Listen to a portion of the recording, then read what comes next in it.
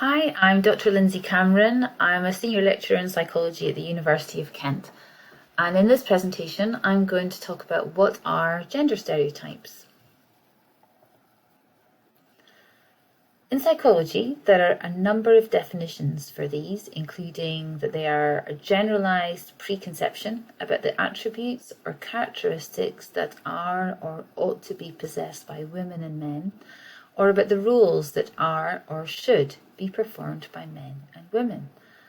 Other definitions say that they're a set of ideas about how society expects men and women to dress, behave, and present themselves. So gender stereotypes are a set of expectations about what men and women, boys and girls do or ought to do.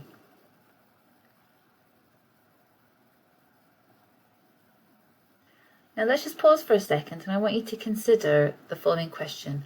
What are the gender stereotypes of men and women, of girls and boys?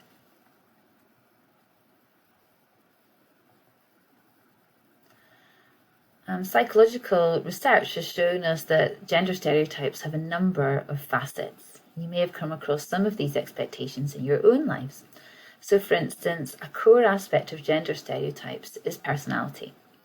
That is, that men and women have particular personality traits.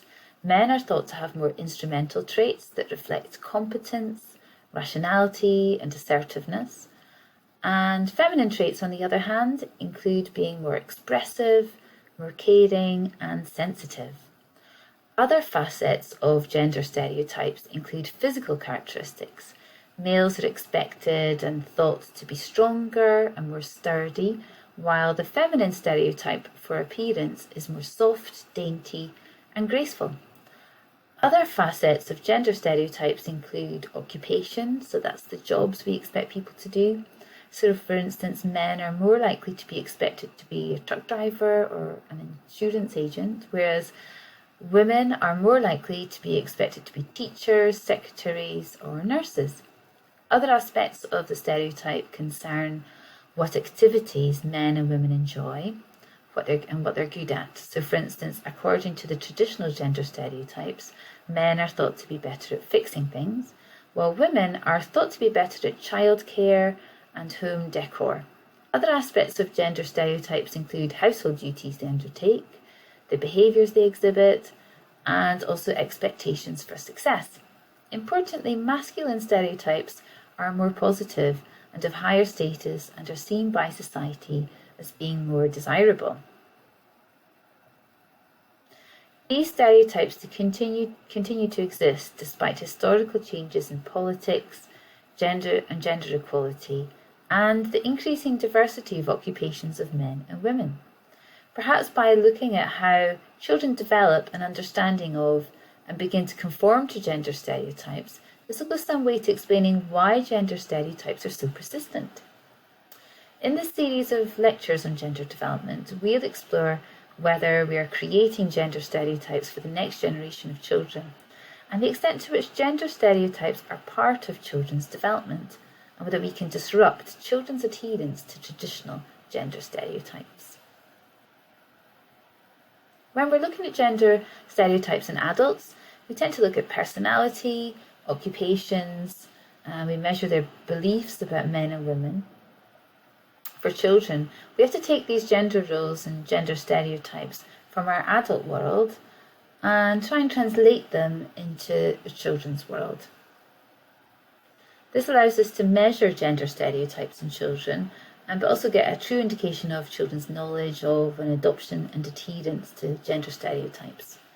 So whereas adult gender stereotypes might involve occupations, household duties, traditional roles, when we're observing children in their lives, in their world, we can look at the occupations that they use in pretend play, what their aspirations are, what they think adults do.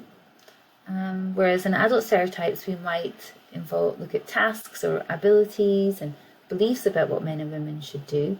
We can look at children's toy preferences, what toys they like to play with and who they like to play with, what toys they think other children like to play with. So this taps into the different aspects of gender stereotypes in children's worlds and how they manifest. One of the differences in gender stereotypes in children and adults is that stereotypes in children are incredibly rigid. One area that has been researched extensively in children, as I've mentioned, is toy preference, and how the toys children appear to play with and the kinds of activities they engage with can follow really quite stereotypical lines. The crucial thing is that these toys actually provide a training ground or can funnel children into patterns of behaviour and choices that encourage stereotypical behaviours in development. So as you can see, the feminine type toys, pictured here, encourage nurturance and more sort of passive play, while masculine type toys promote motor activities and active type play. So this provides a kind of a training ground for conformity to stereotypes in adulthood, and we'll return to this idea in later lectures. Psychological research has looked extensively at toy preferences in children and found that many children, and particularly younger children, exhibit stereotypical toy preferences, and they expect others to do this as well. We also know that marketing of toys to children is highly stereotypical, as you'll know from many recent campaigns that have shone a light on this issue, which is reinforcing and recreating gender stereotypes in children's toy preferences.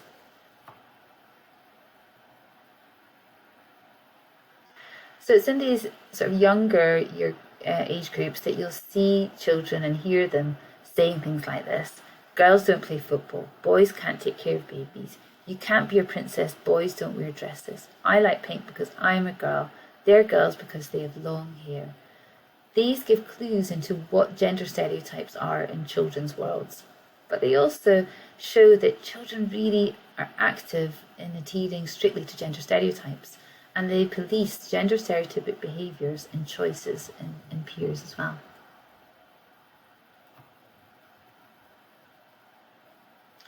Research tells us that children, particularly between 3 and 6 years of age, are really rigid in their thinking about gender stereotypes. And one explanation for this, which we'll come onto in later lectures, is that children use stereotypes to make sense of the world around them. We live in an incredibly complicated and complex world. Imagine being a young child and every person and every experience is brand new. It's a lot of information to process. So one theory is that stereotypes provide a kind of set of rules and generalizations that allow children to organise the world around them in a simpler way. It allows them to predict other people's behaviour and organise this new and complicated world. So by using gender stereotypes, children can simplify the world around them. And this leaves them with capacity to do other things, to process other new concepts and information.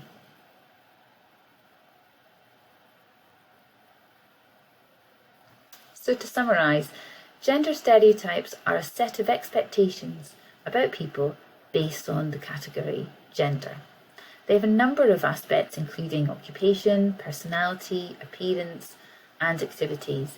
And these translate into sort of different facets, or they manifest themselves differently in children. Gender stereotypes persist despite changes in society, and they're particularly rigid in children in early childhood. They may serve a particular function in children's development.